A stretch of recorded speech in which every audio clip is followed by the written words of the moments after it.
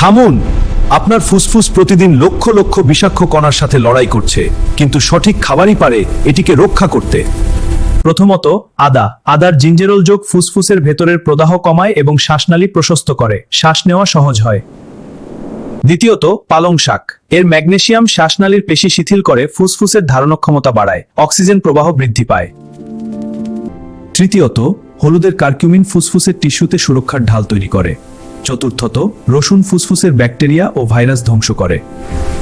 পঞ্চমত, apple ও বেরি। এদের flavonoid antioxidant ফুসফুসের কোষ মেরামত করায়।